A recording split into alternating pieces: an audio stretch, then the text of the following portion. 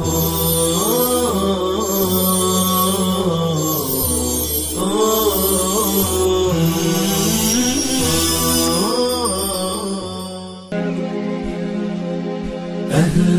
بضيوف قد جاءوا فبدوا كالنهر المنساب، جاءوا للحفل على شوق فاجزهم الجنة يا باري، فاجزهم الجنة يا باري.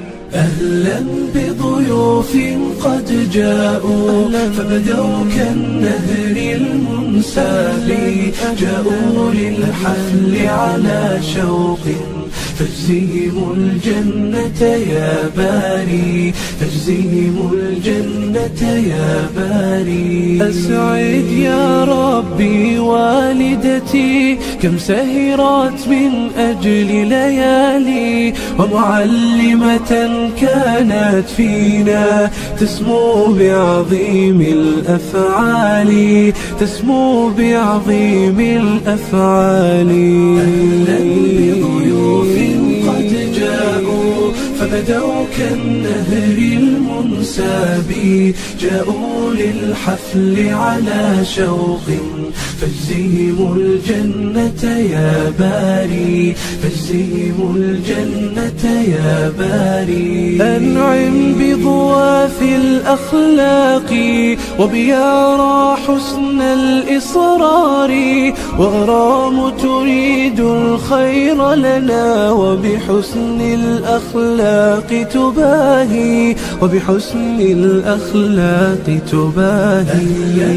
بضيوف قد جاءوا فبدوا كالنهر المنساب، جاءوا للحفل على شوق فاجزهم الجنة يا باري، فاجزهم الجنة يا باري. وبشاشة ديما تجذبنا هي ذات الثغر البسام، وذكاء منال يلفتنا هي تملك تفكيرا واعي، هي تملك تفكيرا واعي. أهلا بضيوف قد جاءوا فبدوا كالنهر المنساب، جاءوا للحفل على شوق فاجزهم الجنة يا باري، فاجزهم الجنة يا باري. رماس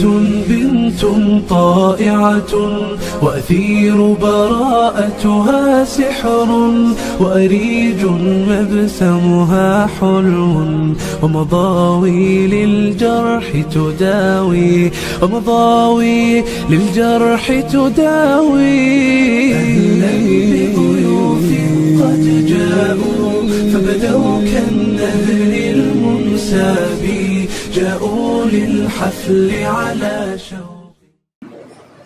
بسم الله الرحمن الرحيم. الحمد لله رب العالمين والعاقبة للمتقين، والصلاة والسلام على سيد الأنبياء والمرسلين سيدنا وحبيبنا وحبيب رب العالمين محمد وعلى آله وأصحابه ومن هدى بهديه إلى يوم الدين.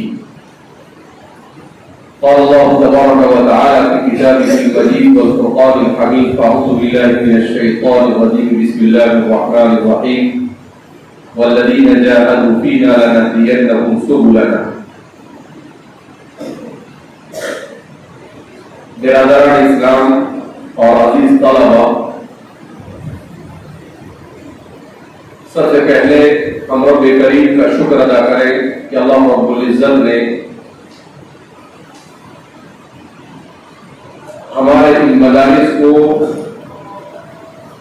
कोरोना बीमारी के तकरीबन 2 साल के अरसे के बाद एक बार फिर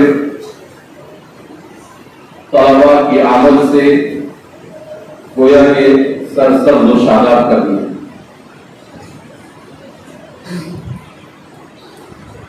एक तवील अरसे तक तलबा का मदारिस में फुकदान, इसने इस बात का एहसास तो जरूर दिलाया उन लोगों के दिलों में जिनके दिलों में तलबा की अहमियत नहीं थी, کہ بہرحال ہمارے اس مدارس کی جان اور روح تو طلبا ہی ہے۔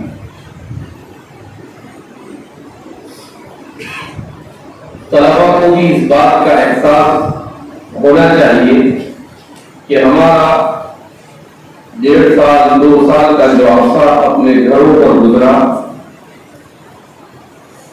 وہ بہرحال اگر ہم نے اسے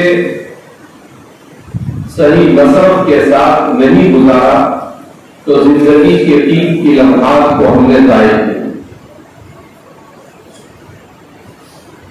ہمارے مدارس میں ایک صورتحال یہ بھی ہے اس وقت کہ مدارس میں جو طلبا آئے ہیں ان میں قدیم طلبا کی بڑی تعداد وہ ہے جو تعلیم سے دور ہو چکی،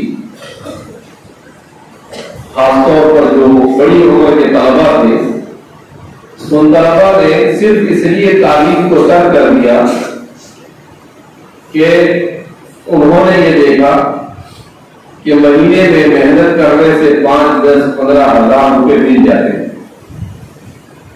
تو حقیقی سی دنیا کے خاطر اللہ کی اتنی بڑی نعمت کو ٹھکرا دینا یہ انسان کے لیے سوائے محرومی کے اور کچھ نہیں ہو سکتا۔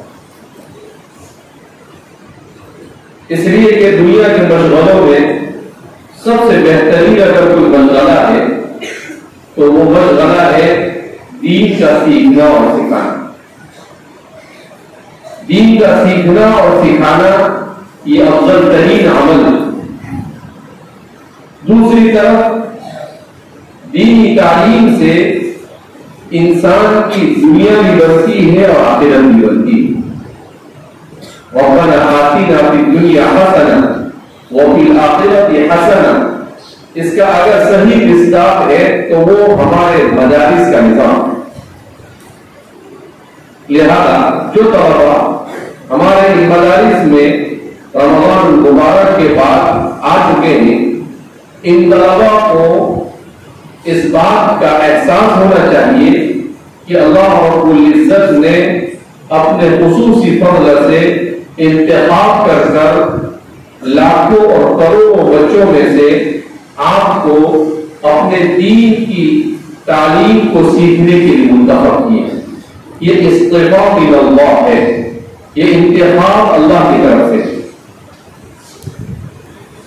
جب یہ اللہ کی طرف سے انتخاب ہے تو اب طلبا کی ذمہ داری یہ بنتی ہے کہ وہ اس انتخاب پر پورا اتریں۔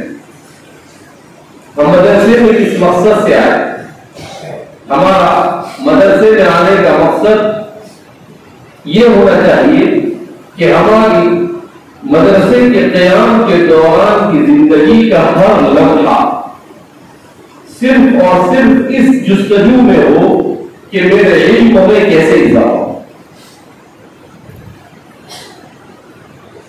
مفتی شفیع صاحب، مفتی اعظم مفتی شفیع صاحب رحمۃ اللہ علیہ، حضرت شیخ الاسلام حضرت مولانا تقی صاحب فرماتے ہیں کہ انہوں نے ایک مرتبہ بیان سے ہمارے والد صاحب نے کہا کہ طالب علم حقیقی کون ہے، وہ مجھے بتاؤ۔ طلبہ خاموش رہے تو آپ نے کہا کہ طالب علم حقیقی وہ ہے جس کو ہر لمحہ اپنے علم کی فکر ہو اور جس میں یہ صفت نہ پائی جائے اور غفلت اور لاابالی پن کے ساتھ زندگی گزارے، کہا وہ محروم القسمت۔ قرآن کریم ایسے لوگوں کے سلسلے میں عجیب و غریب تعبیرات استعمال کرتا ہے۔ قرآن کریم ان لوگوں کے بارے میں جن کے پاس علم ہو اور عمل نہ ہو، قرآن کہتا ہے کمثل الحمار یحمل اسفارا بئس مثل القوم الذین، قرآن کریم نے بیان کیا، اگرچہ اہل کتاب کے بارے میں بیان کیا مگر قرآن نے کسی مقصد سے اسے بیان کیا کہ علم ہے عمل نہیں ہے، تو ایسے ہی ہے جیسے وہ گدھا جس کی پشت پر کتابوں کو لاد دیا جائے، اس کی پشت پر سیاہ سکہ رکھ دی، قرآن رکھ دیا، حدیث کی فقہ کی کتابیں رکھ دی، مگر وہ تو اسے بورڈ سمجھے گا کہ آپ اس کی پشت پر لکڑی لاد دیں یا کتاب لاتے ہیں اس کے لیے دونوں برابر ہے، اس کو کوئی فرق نہیں پڑتا ہے۔ کہا جس کی زندگی میں علم ہو اور عمل نہ ہو اس کی مثال کا مثل حمار یحمل اسفار۔ اسی طریقے سے قرآن کریم علم ہے اس کے باوجود گناہوں کی طرف زندگی انسان کی مائل ہو جائے، اس کی مثال بیان قرآن کرتا ہے کلام کے ساتھ، اور قرآن کہتا ہے کہ آپ اس کے اوپر کوئی چیز لاگو یا نہ لاگو، ان تحمل علیہ یلہث او تترکہ یلہث، کتا جو ہوتا ہے وہ اپنی آدھی زبان باہر کر دیتا ہے، وہ کیوں ایسا کرتا ہے؟ وہ ایسا سمجھتا ہے جیسے ساری دنیا کا بوجھ وہی اٹھا کر چل رہا ہے۔ قرآن بلعام باعوا کے سلسلے میں قرآن کریم کی آیت کریمہ نازل ہوئی کہ جو علم کے بعد ایک عورت کے فتنے میں مبتلا ہو کر گناہوں کی طرف گیا اور پھر گناہوں سے کفر کی طرف چلا گیا، تو قرآن نے اس کو اس سے تشبیہ دی۔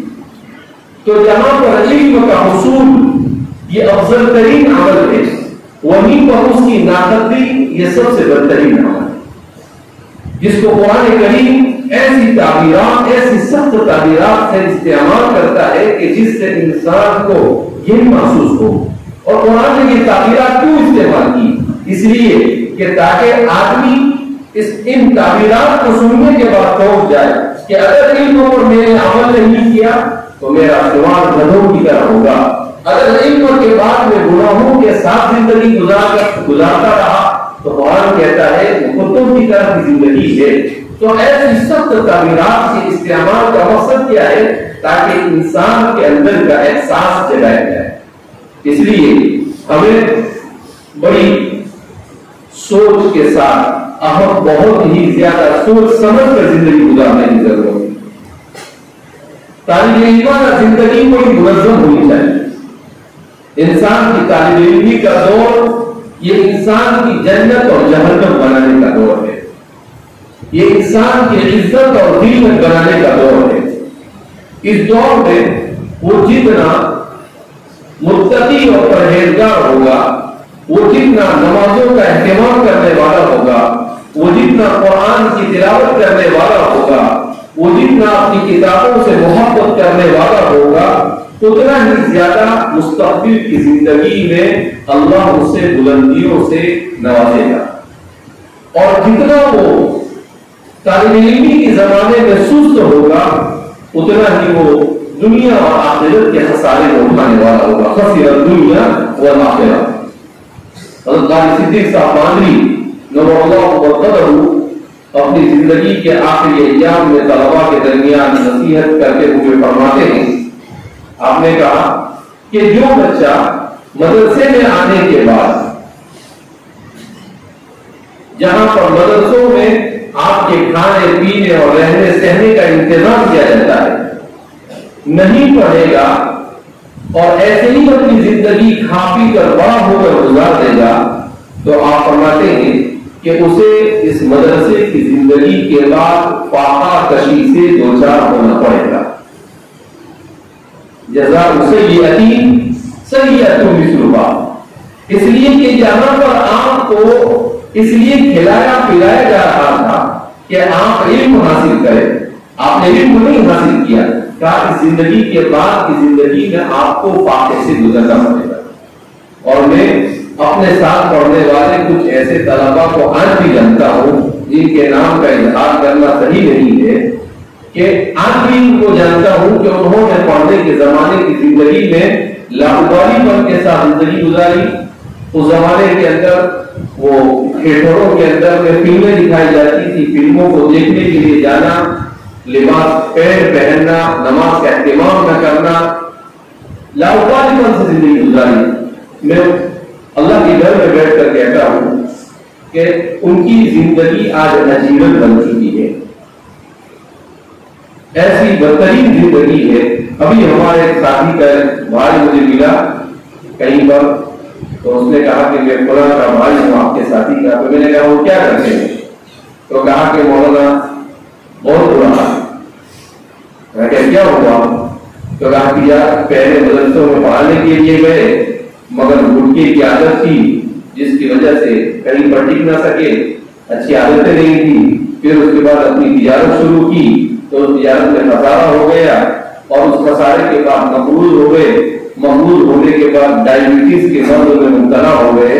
ابھی صرف موت کا انتظار کر رہے ہیں. تو یہ مدرسے میں لاحوال پن، یہ ہمارے طلبا اس کو بہت ہلکا لیتے ہیں کہ چھوٹا موٹا نہیں، بہت کچھ ہوتا ہے. جس کی جیت کی جاگ کی مثالیں آج بھی دنیا کے اندر میں کیا ہے موجود ہے. اس لیے ہمارے طلبا کو آپ آئے ہیں تو آپ کو العلم لا يعطيك بعضه حتى تعطيه كله. آپ اپنے آپ کو جب تک کہ پورا نہیں کھپائیں گے علم کے پیچھے وہاں تک کہ آپ کو علم کا بعد نہیں ملے گا، اور علم کا بعد دنیا کی ساری نعمتوں کو غالب کرتا ہے. یہ تھوڑا سمجھ گیا تو یہ سمجھو کہ فقط فاز فوزا عظیما، انسان دنیا اور آخرت میں کامیاب ہو گیا، اور اس سے محروم ہو گیا تو دنیا اور آخرت کی محرومیت اس کا مقدر بن جاتی ہے. اس لیے طالب علم کے لیے سب سے اہم چیز یہ ہے کہ وہ اپنے وقت کی قدر کرے. صبح میں کوشش اس کی یہ ہونی چاہیے کہ تہجد کی نماز کے ساتھ اس کے دین کا آغاز. آج ہمارے طلبا میں موبائل لے کر بیٹھے رہنے کی عادت، رات میں دیر تک موبائل لے کر بیٹھے رہتے ہیں، سوتے نہیں، اور پھر اس کے بعد فجر کی نماز میں بھی نہیں اٹھتے ہیں. اگر وہ اٹھانے کے لیے نہ اٹھانے کے لیے آئے تو ظاہر سی بات ہے جب رات میں نہیں سویا ہے تو صبح میں سو رہا ہے تو فجر کی نماز میں آئیں گے، پہلی رکعت کے سجدے میں سو جائیں گے، اور پھر جب سلام دے رہے امام صاحب اس وقت تو بازو والا اٹھائے گا کہ بھائی افطاری کا وقت ہو گیا. کیا مطلب نماز ختم ہو گئی ہے. آپ ذرا اپنے فقرے استراحت سے تشریف لائیے باہر. تو طالب علمی کے زمانے میں جتنی بھی عادتیں دیکھو، جب اینٹ کو بناتے ہیں اس کے سانچے میں اگر وہ سانچہ ٹیڑھا ہو جائے تو اینٹ کیسی بنے گی؟ ٹیڑھی بنے گی. ایسے ہی آپ طالب علم کے زمانے میں اپنے آپ کو اپنی زندگی کے سانچے میں ڈھال لگے. یہاں آپ ٹیڑھے ہو گئے تو دنیا کی کوئی طاقت آپ کو سجا نہیں کرتی. ہمارے طالب علم کے زمانے میں ایک طالب علم ہوتا، اس کو کرکٹ کا بہت شوق، ہم سے آگے تھا پڑھنے میں اور کرکٹ میں. اب اس کے بعد طالب علم کے زمانے کے بعد ایک مرتبہ وہ آیا تو ہیڈی لگایا ہوا ہے، ہاتھ میں تصویر وصویر، اور بالکل ایسا لگے جیسے مجدد کام میں حاضر ہے. تو میں نے اس سے کہا کہ مطلب کیا بات ہے، ماشاء اللہ آپ تو بالکل لوگ بھی ہوں گے آزو بازو میں 8-10 لوگ بھی. میں نے کہا کہ اتنا بڑا انقلاب کیسے؟ تو میں ساتھی اس سے الگ ہوئے تو اس کو کنارے بولے گا خیریت تو ہے کیا بات، بہت بڑا بزرگ بولے. بولے ہاں امیر ہوں، بولے میں جماعت کا امیر ہوں، بولے آتے کا. میں نے کہا سب بات صحیح، لیکن میری جو سوال سے اس کا صحیح سے جواب دینا. کرکٹ دیکھنے کا بہت شوق تھا، کیسا ہے کہ ابھی بھی چپکے سے دیکھتا ہوں. کیا وہ ابھی بھی چپکے سے جائے کیا کرتا ہوں، میں دیکھتا ہوں. اور میں نے کہا فلم کو دیکھنے کا بہت شوق تھا. بولنا تو کسی کو بھی ابھی چالو ہے. اس کا مطلب کیا ہوگا کہ اوپر سے چاہے کتنا بھی وہ امیر بن گیا، کمیر بن گیا، کوئی بھی بن گیا ہو، لیکن اندر کا جو طالب علم کے زمانے کا جو شیطان اندر میں تیار ہو گیا تو وہ ابھی تک نکلا نہیں. یہ اپنی زندگی کے تجربے بیان کر رہا ہوں، کوئی کتاب میں پڑھی ہوئی چیز نہیں ہے. تو اس لیے طالب علم کا دور بڑا اہم ہوتا ہے. اس دور میں جو بری عادتیں آپ کی زندگی میں آئے گی وہ بری عادتیں آپ کی زندگی سے نہیں نکلے گی، الا یہ کہ آپ خود اپنی فکر سے ابھی ہی ان عادتوں کو اپنی زندگی سے نکالیں، ورنہ یہ عادتیں آپ کی زندگی سے کبھی نکلے گی نہیں. اس لیے ہمارے طلباء کو بڑی تقوی اور طہارت کے ساتھ زندگی گزارنے کی ضرورت ہے. ہماری نمازوں میں دم نہیں ہوتا، ہماری نمازوں میں خشوع و خضوع نہیں ہوتا ہے. ان الصلاۃ تنہی عن الفحشاء والمنکر، ہم نماز پڑھتے ہیں، سالوں تک نماز پڑھتے ہیں، مگر اس کے باوجود ہمیں ایسا نہیں نظر آتا ہے کہ نماز ہمیں برائی سے روکتی۔ سوال پیدا ہوتا ہے کہ قرآن کا دعویٰ غلط ہے، قرآن کہتا ہے کہ نماز بے حیائی اور برائی سے روکتی ہے، اور یہاں تو 15 20 25 سال تک نماز پڑھنے کے بعد بھی وہی حال ہے، جو برائیاں ہیں وہ چلی جا رہی ہے۔ تو اس کی وجہ یہ کہ ہماری نماز صرف خانہ خوری کے طور پر نماز ہو رہی ہے، اس نماز میں خشوع نہیں، اس نماز میں اتباع سنت نہیں، اس نماز میں تعدیل ارکان نہیں، صرف اس لیے ہم نماز پڑھ رہے ہیں کہ کہیں کوئی ایسا نہیں کہے کہ مولانا ہو کے بھی نماز نہیں پڑھتا ہے۔ آج ہم میں سے کتنے لوگوں کی نماز اسی لیے صرف ہوتی ہے کہ لوگ ایسا نہیں کہے کہ مولانا ہو گئے، داڑھی ٹوپی ہونے کے بعد بھی جیسے نماز نہیں پڑھتا ہے۔ ارے ایک مرتبہ جب نماز پڑھنی ہے تو اس نیت کے ساتھ پڑھے کہ بھئی نماز من اہم امور الصلاۃ۔ آج ہی بخاری کے اندر میں ایک سبق تھا جس میں پہلی روایت کی کتاب الجہاد کی حضرت عبداللہ بن مسعود رضی اللہ تعالیٰ عنہ کہتے ہیں نبی کریم صلی اللہ علیہ وسلم سے کہ سب سے افضل ترین چیز کیا ہے؟ حضور صلی اللہ علیہ وسلم نے ارشاد فرمایا الصلاۃ علی مواقیتها، نماز کو اس کے وقت میں ادا کرنا۔ یہ اسلام میں سب سے اہم ترین چیز ہے، اور جہاں زندگی میں نماز آپ کی درست ہو گئی، آپ کی زندگی کا ہر کام درست ہو گئی۔ زندگی کا نہیں، آخرت میں بھی کامیابی، اس لیے کہ آخرت میں بھی سب سے پہلے کس کا سوال ہوگا؟ نماز کا سوال ہوگا۔ اس لیے ہمیں اپنی نمازوں کو درست کرنے کی ضرورت ہے۔ ہم تکبیر اولیٰ کے ساتھ صف اول میں نماز کا اہتمام کریں، خشوع و خضوع کے ساتھ اطمینان کے ساتھ نماز پڑھیں، تعدیل ارکان کے ساتھ نماز پڑھیں۔ ایسا نہیں کہ 4 منٹ میں 8 رکعت، نہیں، ایسی نماز پڑھ، ایسی نماز، اسی لیے حدیث میں حضرت ابو ہریرہ فرماتے ہیں کہ بعض لوگ 60 سال تک نماز پڑھتے رہتے ہیں، مگر قیامت کے دن جب وہ اللہ کے سامنے حاضر ہوں گے تو ان کی 60 سالہ نماز میں سے ایک نماز بھی مقبول نہیں ہوگی، اور ساری نماز اس کے منہ پر دے ماری جائے گی۔ تو صحابہ نے پوچھا کیوں؟ کہا لا یتم رکوعها ولا سجودها، نہ تو سجدہ ڈھنگ سے کیا ہوگا اور نہ رکوع ڈھنگ سے کیا ہوگا، تو زندگی کی ایک نماز بھی اس کے کام آئے گی۔ اس لیے ضرورت اس بات کی ہے کہ ہمیں اپنے اخلاق کو درست کرنا ہے، ہمیں اپنے آپ کو باادب بنانا ہے۔ طالب علم کے لیے سب سے بڑی چیز ہے ادب۔ الدین الادب کلہ، دین نام ہے سراپا ادب کا۔ باادب بانصیب، بے ادب محروم دست ازران بن رہا۔ باادب زندگی بڑی اہم زندگی، اس لیے کہتے ہیں کہ طالب علم میں اگر 2 صفتیں آ جائیں، کہیں پر میں نے پڑھا، تو وہ طالب علم کامیاب ہو جاتا ہے۔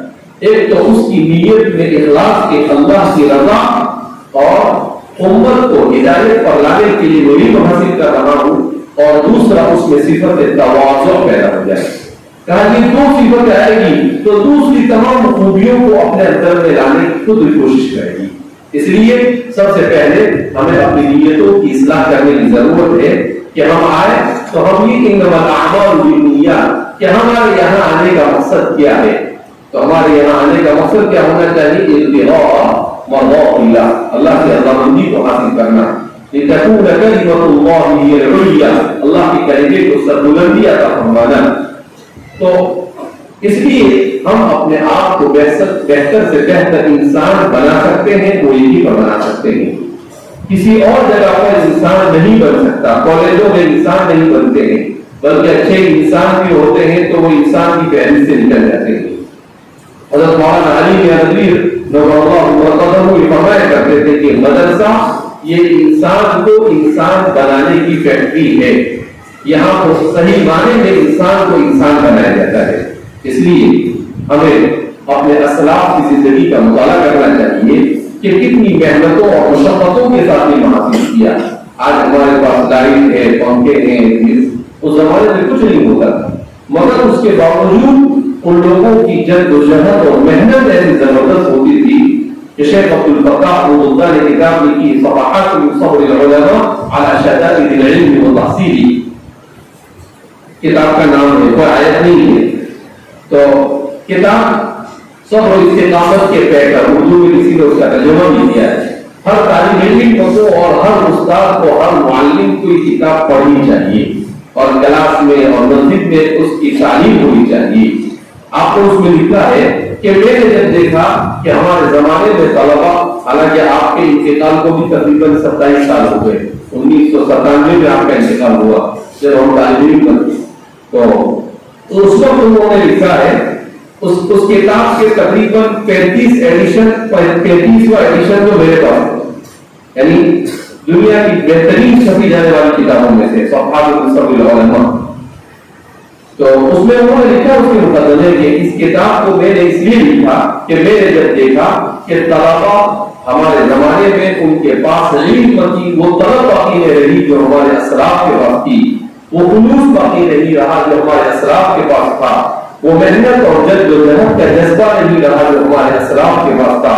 تو میں نے ہمارے اسلاف کی سیرتوں سے مطالعہ کر اس کتاب کو تیار کیا تاکہ ہمارے طلبا اس کتاب کو پڑھنے کے بعد اپنے آپ کو ہمارے اسلاف کی طالب علمانہ زندگی کے مطابق ڈھالنے کی کوشش کریں. ہم لوگ اپنے وقت کو ضائع کرتے ہیں.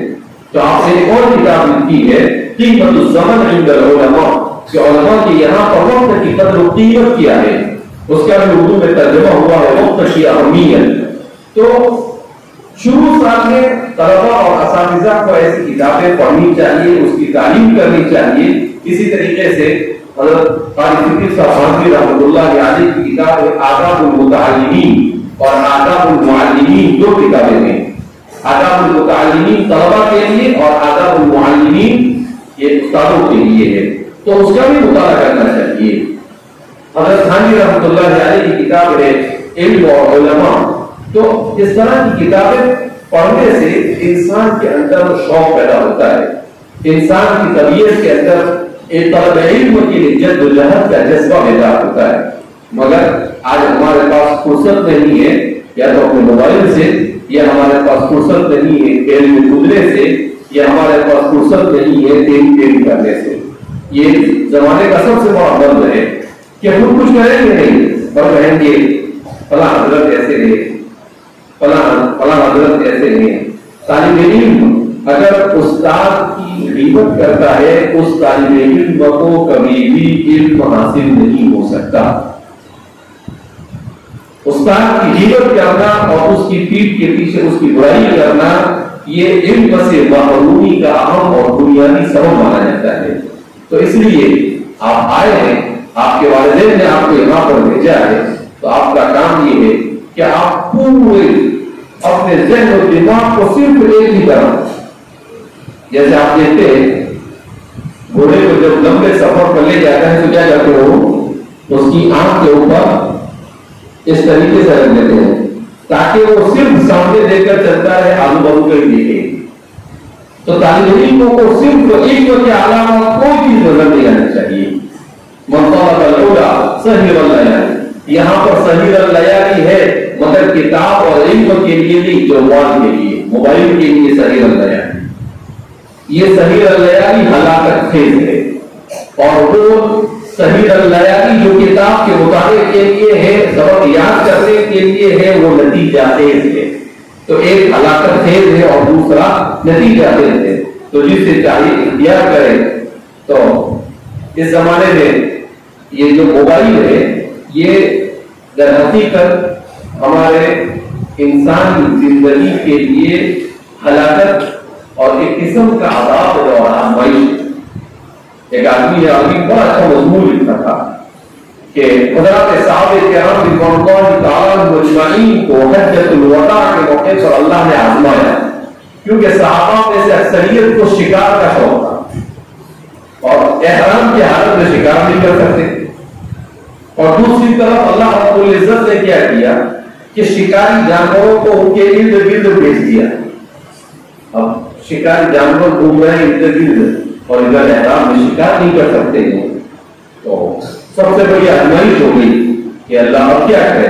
لیکن انہوں نے اپنے نفس پر کنٹرول کیا اور کہا کہ بہرحال اللہ نے منع کیا ہے کہ حالت احرام میں یہ کام نہیں کر سکتے ہیں، تو ہمیں اس کام کو کسی صورت میں کرنا نہیں ہے. کہا بالکل اسی طریقے سے ہمارے زمانے میں موبائل یہ ہمارے لیے آزمائش بن چکا ہے. اگر ہم نے اپنے آپ پر صحابہ کی طرح کنٹرول نہیں کیا تو اس صورت میں سوائے دنیا اور آخرت کے ہلاکت کے اور کوئی چیز حال آ سکتی نہیں. طالب علم کے پاس موبائل ہونا ہی نہیں چاہیے. اور اگر 2 منٹ کے لیے مان لیا کہ وہ بھی تو اس کے پاس سادہ موبائل ملٹی موبائل جس میں ویڈیو اور فوٹو یہ ساری چیزیں ہو, یہ طالب علم کے پاس طالب علم کو زیب نہیں دیتا ہے. اگر وہ صحیح معنی میں اللہ کے دین کا سپاہی بننا چاہتا ہے تو, اور اگر اس کو نہیں بننا ہے تو ہی نہ چاہے تو بہانے آزاد ہے. اب کو یہ کہے کہ یہ تو ممکن نہیں ہے کہ آج کے زمانے میں کوئی بغیر موبائل کی زندگی گزارے. اس نے کہا ممکن نہیں ہے. انسان چاہے تو سب کچھ ہو سکتا ہے, لیکن اگر انسان ہی نہ چاہے تو دنیا میں اس کو کوئی چیز سدھار نہیں سکتی ہے. اسی لیے کہتے ہیں کہ ابو جہل نے اپنے آپ کی اصلاح کی فکر نہیں کی تو رسول اللہ صلی اللہ علیہ وسلم جیسا مخلص داعی بھی اس پر اثر انداز نہیں ہو سکتا. اس کا مطلب کیا ہے؟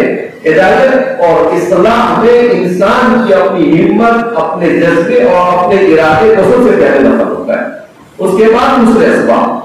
تو اس لیے انسان کو خود اپنے سے ہمت کرنا چاہیے کہ بھائی نہیں, اگر جو چیز میرے علم کے لیے مضر ہے, میری زندگی اور آخرت کے لیے مضر ہے, آخر میں اس چیز کی طرف کیوں جاؤں؟ مجھے تو اپنی کتاب سے مطلب, اپنے کاپی سے مطلب, مجھے تو ہر وقت اس بات کا جذبہ کہ کب میرے علم میں اضافہ ہو. اور جب انسان کو علم آ جائے تو اس علم پر اللہ کا شکر ادا کرے. ہمارے زمانے میں کیا ہوتا ہے, ایک تو طلبہ پڑھتے نہیں, پڑھنے میں کچھ ہی طلبہ ہوتے ہیں جو پڑھتے ہیں. اب جو پڑھ لیتے ہیں تو تھوڑا سا اگر کچھ آ جاتا ہے تو وہ سمجھتے ہیں مسجد دنگرے میں سے کہ مجھ سے بھاری اور کوئی ہے نہیں. اس کے دل و دماغ کے اندر میں کبر پیدا ہو جاتا ہے. اور علماء نے لکھا ہے کہ ابن قیم الجوزی کہتے ہیں کہ کبر الطاعۃ اضر من کبر المعصیہ. یہ طاعت والا کبر یہ معصیت کے کبر سے زیادہ خطرناک ہوتا ہے. کیا مطلب کہ ایک تو انسان کبر کی وجہ سے گناہ کرے اور ایک انسان اطاعت پر کبر کرے کہ مجھے آتا ہے, میں بہت بھاری نماز پڑھتا ہوں, میں بہت اچھے محنت کرتا ہوں. کہا یہ کبر آ جائے تو کہا یہ کبر اس کبر سے زیادہ خطرناک ہوتا ہے. شیطان کو کون سا کبر کھا گیا؟ کبر طاعت. اس لیے کہ اس نے کیا کہا, انا خیر من خلقنی من نار وخلقته من طین. وہ اللہ کے عبادت میں مشغول تھا اپنے زمانے میں, لیکن اس کو اپنی عبادت پر کبر آئے اور اس نے یہ سوچا کہ مجھ سے بڑا عبادت گزار تو کوئی ہے ہی نہیں اللہ کا. تو یہ کبر انسان کو سوریا سے کہاں پر دے مارتا ہے, تحت السرا میں لے جاتا ہے. اس سے زیادہ ہلاکت کی اور کوئی چیز نہیں ہوتی. تو جو طالب علم ذہین ہوتا ہے اور محنت کرتا ہے اسے تو اور زیادہ متواضع اور باادب ہونے کی ضرورت ہے, اور جو کمزور ذہن ہے اسے مسلسل محنت کرنے کی ضرورت ہے.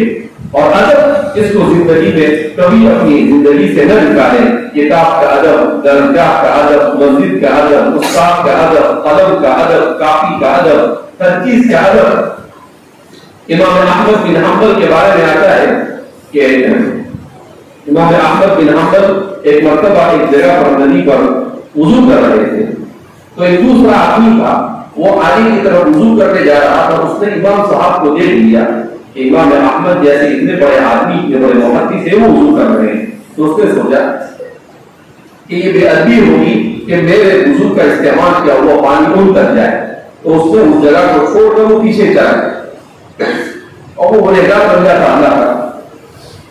لیکن لکھا ہے کتابوں میں کہ اس کے انتقال کے بعد دیکھا کسی نے کہ وہ جنت میں ہے اور اچھی حالت میں ہے, تو اس سے پوچھا کیا ہوا, تو کہا اللہ کو میری یہ ادا پسند آئی اور اللہ نے کہا کہ تو نے ایک عالم کا ادب اور احترام کیا اور اس ادب کو مجھے پسند آیا, لہٰذا جا میں تیرے ساتھ گناہوں کیا کرتا ہوں معاف. تو ادب بہت بڑی نعمت ہے.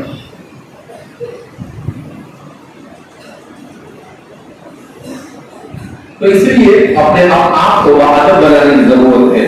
اپنے اپنے وقت کی قدر کرنے کی ضرورت ہے اور منظم زندگی گزارنے کی ضرورت ہے، گناہوں سے بچنے کی ضرورت ہے، اس لیے کہ گناہ یہ انسان کو نیکی سے دور کر دیتے ہیں، عبادت کی لذت ختم ہو جاتی ہے، انسان کا نماز بوجھل ہونے لگ جائے، انسان کا اطاعت بوجھل ہو جائے۔